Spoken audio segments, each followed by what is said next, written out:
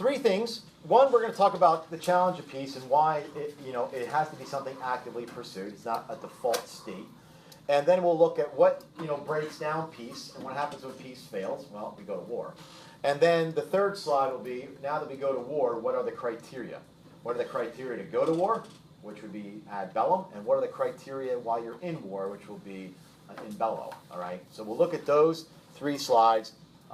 There's a lot of stuff we can discuss. There's a lot of depth we can go into. Unfortunately, this is all going to be like a cursory survey. We just simply can't go into anything in depth. I think this would have been really great if we could have spent like 2 weeks on it, but no time. Okay, so first off, these first two bullet points are really obvious. But I always love starting out with what is obvious. Okay? So, of all the attributes of God, peace is one of them. So if peace is an attribute of God, we can say that God is peace. I mean, there's no conflict within God. Okay? There's no conflict between the persons of God. It's total peace. Now, I'm going to have to qualify what I mean, by conflict in a second here, because I need you to know that peace is not the absence of conflict. Okay? Peace is not our default state. And you know that. It's no different between persons as it is between countries. So you and your mother may not be in a fighting battle right now. But you may not be at peace either. There may be strains on that. Okay? So peace is something we have to actively work towards. Just because nobody's fighting doesn't mean we're at peace. Even if we might use that term generally like, we're at peacetime. Now, unfortunately for you guys, because you guys were born, like in 2000, 2001? You've never lived in the United States where you have not been at war on some level, right? That wasn't the case for me. By the time I was your age, we were already out of Vietnam for, 7 or 8 years, and 9/11 didn't happen until I was already married, and in my mid to late 20s. Okay, so I experienced some time where we were in the Cold War, but that's not the same thing as what we're talking about here. Okay. Now, just a little brief introduction to the relation between rights and duties.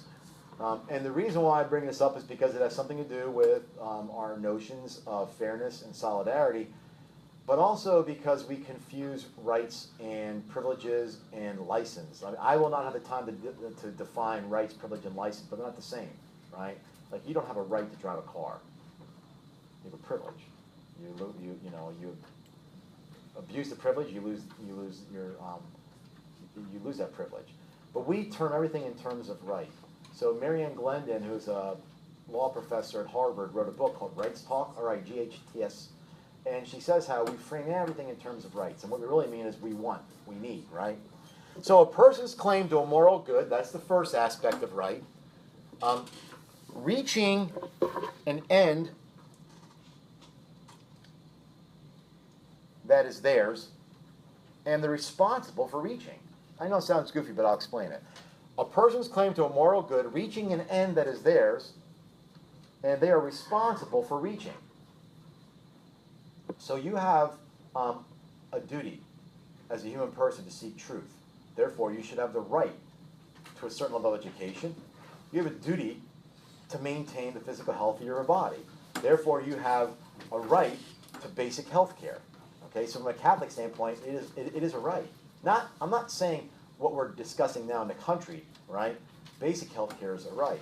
Let's talk about voting. You have a duty to participate in the politics and the governance of your country. Therefore, you have a right to vote. So a right is always connected to a duty. Now, a person might say, what about those people that don't vote? Well, if you're not voting is your stance, like some people, that's their stance. I refuse to vote. That's not the same as a person who's apathetic and just doesn't vote, right? So you have a moral obligation to be involved in politics, even if not voting is your stance, okay? So again, just to reiterate, a right is always connected to a duty, and it must include a goal.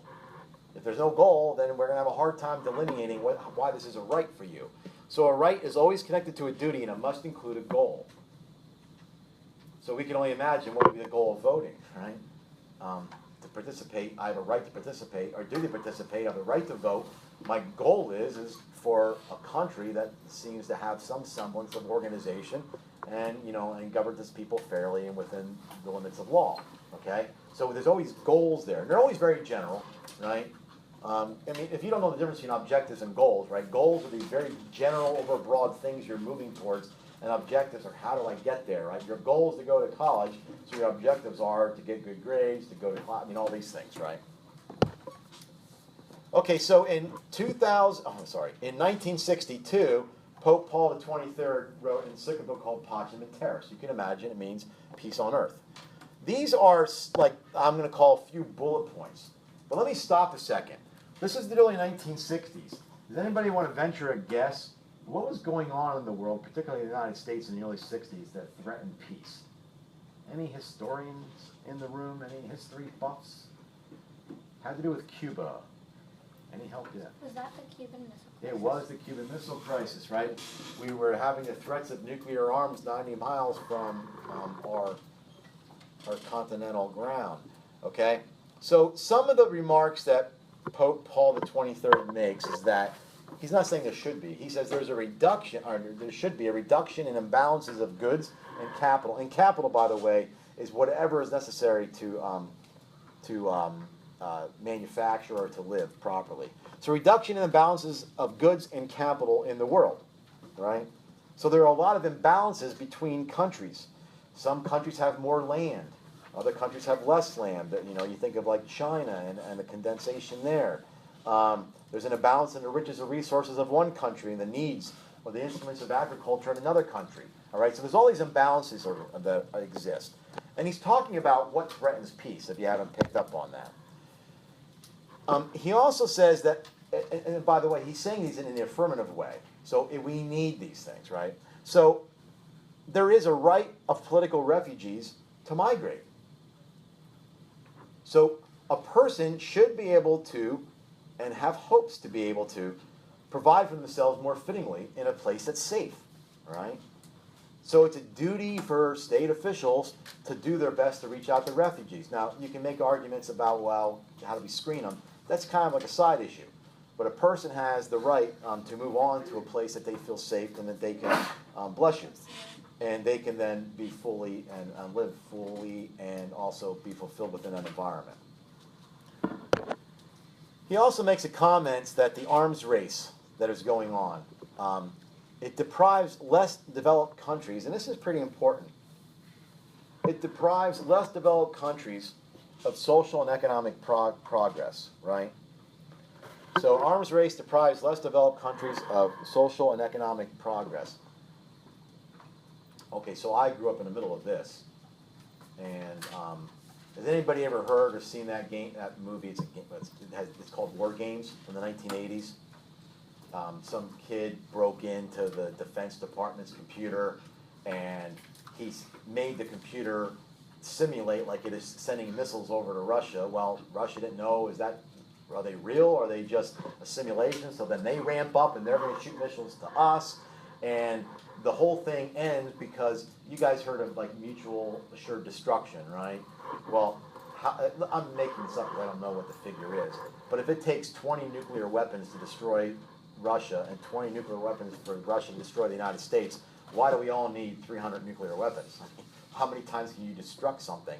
And if we attempt to destroy them, they're going to retaliate and destroy us, mutual, assured destruction, which was what was part of this movie.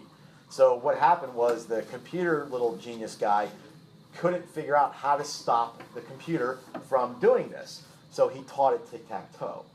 And as you all well know, how do you win at tic-tac-toe? What do you have to do to win? No. Go first. Whoever goes first wins. I mean, unless you just don't know what you're doing. Whoever goes first wins. So he taught the computer tic-tac-toe, and the computer got it. There's never a winner. And then the computer applied that thinking, that logic, to the nuclear war, and it stopped. Okay. So that's just fiction. But the idea is that if we have 5, 6, 10, 20 times the amount of arsenal it's going to take to destroy each of us, then how could we have used not just the material resources that are involved in all of this, but the intellectual resources, right, for other countries? Remember, we're after peace here, and you have to actively pursue it. So that would be the question there. Finally, and recognize that when I use the word state in politics, that means country. So the prosperity and progress of any state, and I'm just going to sound a little odd or disjointed at first hearing, but I'll reiterate it. The prosperity and progress of any state is in part consequence and cause of all other states. The prosperity and progress of any state is in part consequence and cause, of the progress in any other states. So we can be isolationists. Like, I don't mean like we can, but people can be an isolationist. But you never really truly can. I mean, no matter what we do, it affects other countries. If we don't intervene, that affects our relationship with them. If we do intervene, that affects our relationship with them, right? So not to be political about any of this, but, well, it's okay to be political. I just don't want to be partisan. We had issues in the early 90s with Saddam Hussein, right? Okay, but if you look at the history, does anybody know how Saddam Hussein came to power? He was put there by the United States, 20, 30 years prior. They think the rise of ISIS was by the vacuum that was left, after we pulled out of there. So, it doesn't matter what we do, we're affecting, there's a cascading effect.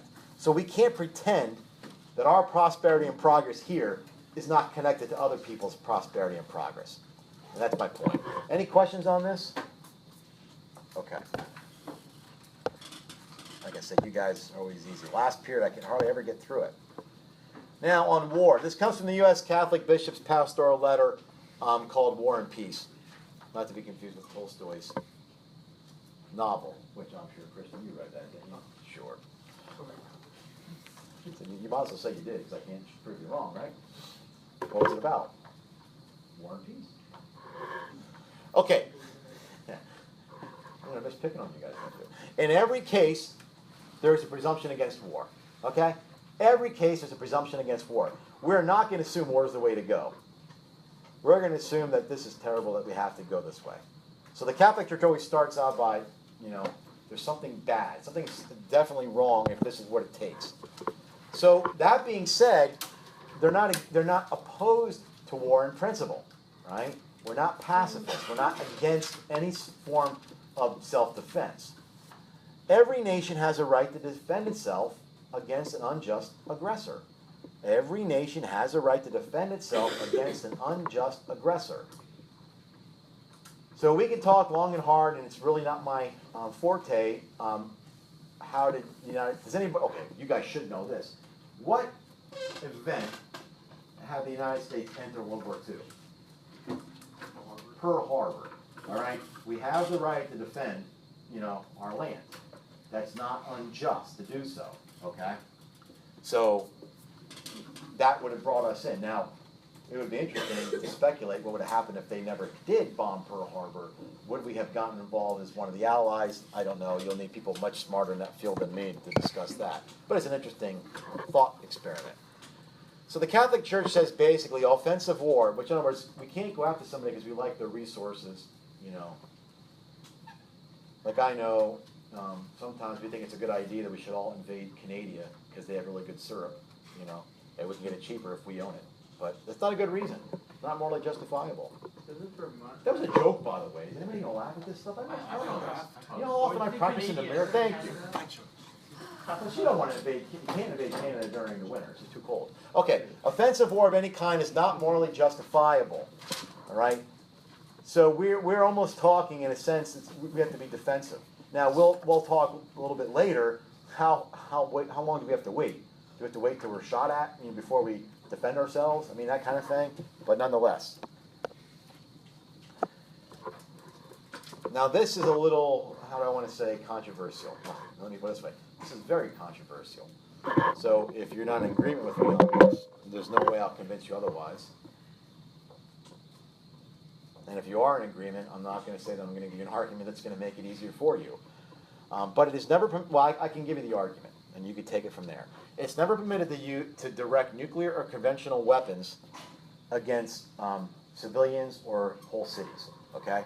It is never permitted to direct nuclear or conventional weapons against cities or citizens.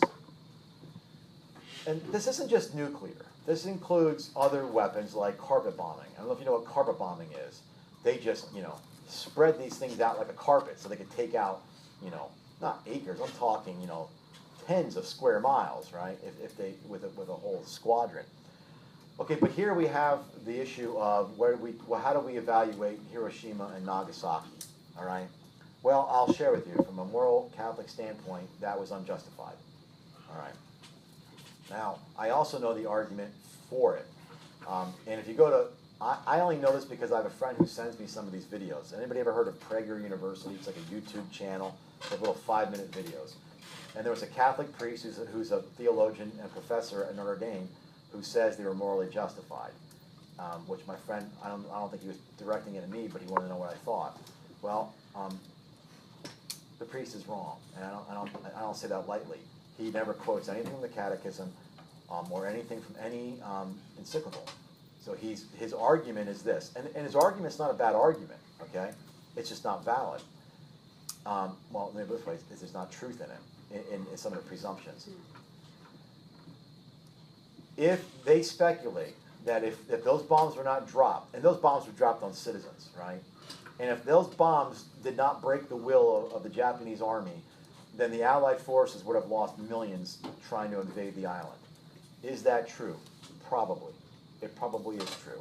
So then the argument is, well, therefore, then dropping these bombs on civilians and sending the radiation out for how many miles and miles, tens or 100 miles, then that was morally justifiable because it saved Allied lives.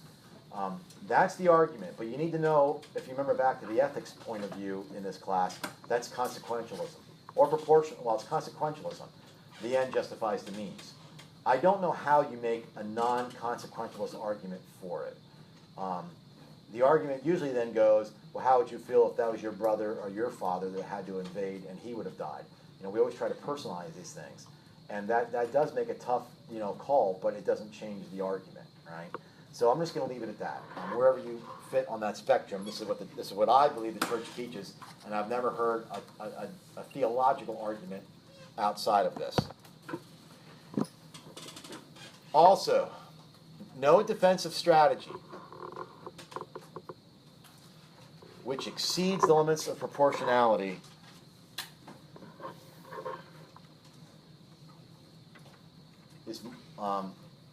is morally permissible. No defensive strategy which exceeds the limit of proportionality is morally permissible. Now, I'll say this, but I say it tongue-in-cheek. You can't bring a gun to a knife fight, okay? Now, that's just tongue-in-cheek. But the reality is that you can't go in and drop a bomb on a small city because you think they might be smuggling drugs in. I know it's an extreme example, but I'm trying to give you an example that's clear and not historical, so we don't have to act like we're partying about it. Okay? Whatever is force, and we kind of understand this on a local level with police, right? Sometimes we argue about the limits of force that they use. Well, nobody would be making that argument if they weren't saying that we have to use force that's proportionate, right? So anyway, we'll leave it at that. Is there any questions on that? No? Okay. Now, here's the reality. War is sometimes necessary. We understand that. But it's always tragic. Let's not pretend that anybody likes war. War is the failure of all true humanism. And war is a defeat for humanity. There's no other way about it. War is the failure of all true humanism and is a defeat for humanity.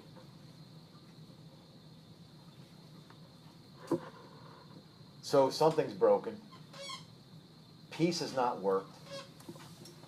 And you'll see we've exhausted all their ways. Does it come a time when you must go to war? Yes. I mean, tragically so. Now, what I want to do now is I'm going to give you 3 points to keep in mind. All right? And it is kind of, unfortunate that we can't spend more time on this because I think this is something we could have a lot of good class discussion on. In war, the moral law remains in place. So when you heard the phrase or have heard the phrase, all is fair in love and war, that's not true for either of those. All is not fair in love, and all is not fair in war. There are still moral rules in place. And we have, many instances of when this was not the case. But I want you to be clear. You're going to have a hard time finding somebody with a higher appreciation for law enforcement, and particularly in this case for servicemen. I have an extreme admiration for them. Now somebody might say, and I heard of them say, well, they've chosen to do that. Well, thank God they have chosen to do it. Because if nobody was choosing to do it, then you wouldn't have a choice. You would have a draft. And at this day and age, women, that would likely include you. All right? Did they just vote on that? I thought I heard something about that. Yes, Renee. I don't know what happened to it. It just reminded me of it. When parents made the argument, I had to bring you into this world, and then someone jokingly says, "Who also do that? The neighbors?" Renee. Okay. So my point here is soldiers and those in the military, as long as they carry out their duties,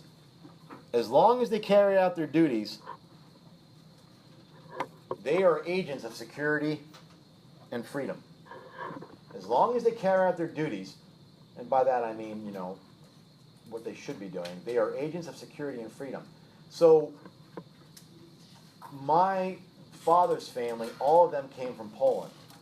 So when Poland got invaded in World War II, they had, first of all, they wanted to be good Americans, and they also had obviously a patronage for the homeland.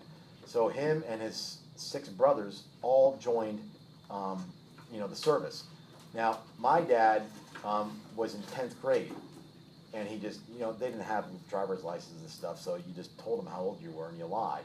So he left high school in 10th grade, and went over and was fighting. So if you guys, has anybody seen the movie Saving Private Ryan? Has anybody seen that? You know the opening scene when they're all hitting the beachhead? My dad drove one of those LCDs, right? Now he wasn't at Utah. He was in Omaha. I think it was at Utah, one of the other ones. So here's how I think of it, And my father, by the way, he was never somebody who had a problem with people owning guns, but he refused to have any guns in the house. We just weren't allowed. He said, if you want to hunt, go and hunt, but you're not keeping the guns here. I've seen way too much, right? So the idea this is why I have such a high appreciation, is that, my dad, he was 18 years old, and when he was on the port in Cherbourg, France. So he was younger than you, or your age, and they're already storming beaches, which kind of, if you ever read a book, it's called The Greatest Generation, it's worth the read. I mean, this was a hardy group. I mean, this is a group that, put themselves in harm's way and didn't complain about too much, and then came home and just wanted a peaceful life, right? So I grew up, for a dad, and by the way, anybody knows anybody that's ever fought, anybody know anybody that fought in war, any war? Did they talk about it? Never. My dad only ever mentioned 2 stories, and we didn't know a lot until after he died, right? So it wasn't from his stories that I became patriotic. It was just because I felt a sense that this is something when people are willing to do this. And even now, I mean, people that, join the services, they keep themselves away from families and friends for years at a time. So if, maybe you could be outside of your family for 6 months, right? So anyway, as long as they're doing their duty, that's, they're agents of security and peace. Now, as far as conscience objectors, has anybody ever heard this term before? You have, okay. These are people because of, say, conscience, religion, or some belief, right? They will not carry arms or participate. Now, these are not the same as pacifists. A pacifist is somebody who is just opposed to war. Conscience objectors just say, I will not kill somebody. Now, what's the Catholic Church's take on this? Well, you can't universalize this. We can't say everybody should have this opinion, right? Because if we were all like this, then who would defend us? But on the other hand, I haven't seen the movie. Does anybody went to see Hacksaw Ridge? No. Okay, now there's a Jehovah's Witness who refused. He was a conscious objector, and he would not carry any guns. So his regiment made fun of him and called him a sissy and everything else and a coward. And then they realized that when in the middle of battle, this was the only guy that was running out without any weapons and grabbing people and dragging them back. So what seemed to be a coward turned out to be an extremely brave individual.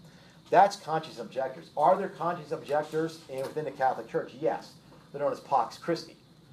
So the Catholic Church says, look, what do we like about these people? Even if we can't universalize it, they're always standing up and letting us know that war is not good. Peace is really what we're after. So we appreciate this. But the reality is that, and this is kind of an irony, the only people that can be conscious objectors or pacifists are those who live in a country that are defended otherwise. But nonetheless, somebody might disagree with me on that. This is not doctrinal stuff. This is not like transubstantiation, guys. I'm giving you stuff that I can only tell you what is the general consensus of the church. I'm going to put these up here, and then I'm going to talk about each of them. There are 6 what we call criteria for just war ad bellum. And ad bellum means to war. Okay? So before we go to war, we have 6 criteria that need to be met. We have to elaborate on them, or just... Yeah, you'll need to know something about them. Okay? Otherwise, they'll have no context. So the first one typically is competent authority. And all that means is it's got to be some legitimate government, right? The UN. It can't be even 10,000 individuals, all right?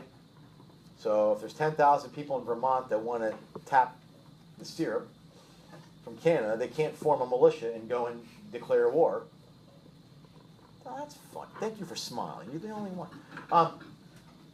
It has to be legitimate. Now, one of the reasons for the legitimate authority is who's going to keep people in control, right? I mean, if you just have, vigilantes, that's the problem with vigilantism. Who's in charge, right? We need someone that's going to be able to contain what happens, all right? Just cause. Okay, let me tell you what is a just cause, and then I'll tell you what is not a just cause. Well, let me do it this way. Let me give you the criteria for just cause, and then I'll tell you the 1 or 2 that are, they're not unjust, they're just questionable. First of all, you can defend territory, right? Which is one of the reasons why, the advent into World War II, when our homeland was bombed, and now we're going to war, right? We can argue about what the response should have been from the people that took out the towers, but there's another case, all right? So you have the right to defend your own property. So if anybody ever go up down Delaware beaches, as you drive along the beaches, does anybody know what you see, like those big stone pillars? They're like towers, they're watchtowers, right? We have the right to defend our territory. So in World War II, they'd have, lookouts for U-boats and such, okay? Rescue living nationals. If we have American nationals that are being held captive, we have the right to go in and get them. That would be legitimate. You can make the argument for humanitarian things, or is it a genocide going on?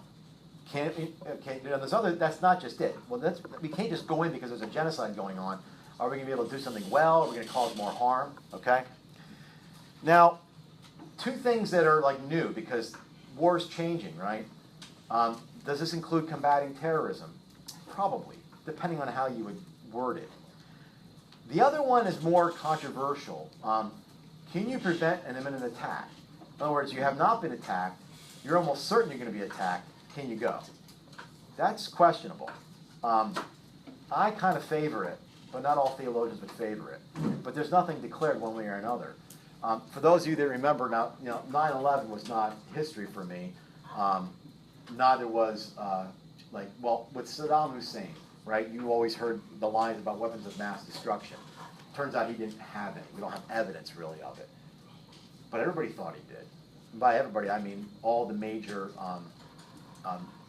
what do you want to call intelligence agencies, not just the United States, but in Europe.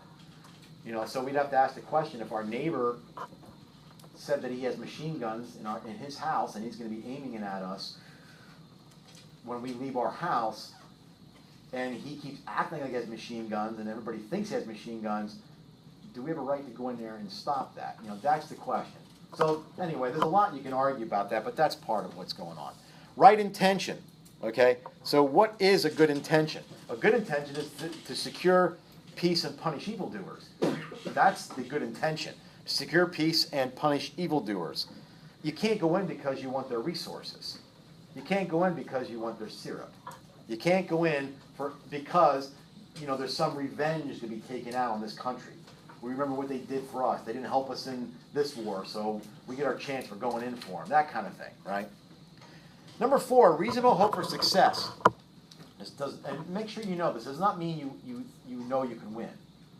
This only means that you think you can reach your goals. Okay. In other words, the United States and other superpowers, there's very few countries that can go at them. But if they thought they can reach their goals, it might be worthwhile. Okay. Number 5 is proportionality. Proportionality means you can't produce more evils than existed before you went in. And this is always hard to determine, right? It's hard to really know what level of evils you might cause in a trickle effect. But that being said, we have to make sure that we're at least using proportionate means going in. All right? And the last one, ironically, is last resort. In other words, has everything else been impractical or ineffective? Has everything else been impractical or ineffective? Now this one too, there's never like something that's flat out determined.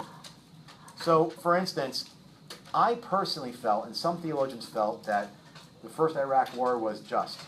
Pope John Paul II didn't think it was. And the reason why he didn't think it was, and obviously I'm going to defer to him, right? And the reason why he didn't think it was is because of the last resort. Did we exhaust everything? Well, I guess if I could have asked Pope John Paul II a question is, how do we know? In other words, if we sent the UN, which we did, into Iraq multiple times, either they turned away, I'm talking 6, 7 times, and either that we thought they were actually playing shell games, we now know that was a fake, but they're playing shell games, or they would just turn them away. At what point did we say, well, 6 times was enough? Or maybe we should have did 8? I don't know. I realize he has more information than me, but that was one of the problems. And that, by the way, that was the only issue he had. Last but not least is what happens when you are in war. There's only 2. When you are in war, the first one is proportionality. Your force has to be proper to the goal achieved. Okay? The force has to be proper to the goal achieved. Let's just say that let's use a police situation since it's easier. Let's say that we are going into a country where we think they were manufacturing methamphetamines and bringing them across the border. We can't drop a nuke on it. I know that's an extreme, but it just gives you an idea what we're talking about here. We can't cause more danger and more evil than already exists. The last one is the principle of discrimination. And what that means is you have to discriminate between non-combatants and combatants. You can't take out people that are civilians, right? Now, there are sometimes, and it's a shame when we call them collateral damage, but they're not the intended target. This was the problem with the atomic bombs in Nagasaki and Hiroshima. This is the problem with carpet bombing in Europe. But let me say something about this, and then I am done. The thing about this, and this is where it gets really touchy, right? The nice thing about our modern warfare system is we can pretty much guide these missiles in right where they need to go. All right, so with the last administration, they really amped up drone killing. So rather than sending soldiers in, we can send drones in that take out these individual combatants or groups. Now that seems like a good thing, but remember what happened down in Cuba with the people that we have there that we're holding, but we are not putting them through a trial. That seems like it's really unjust, and in many ways it is. But is it better to kill them without holding them? I mean, this stuff, nothing's easy here. Yes, Renee? Can you repeat the last one? Yeah, principal discrimination is we got to discriminate between combatants and non-combatants. Any questions, guys?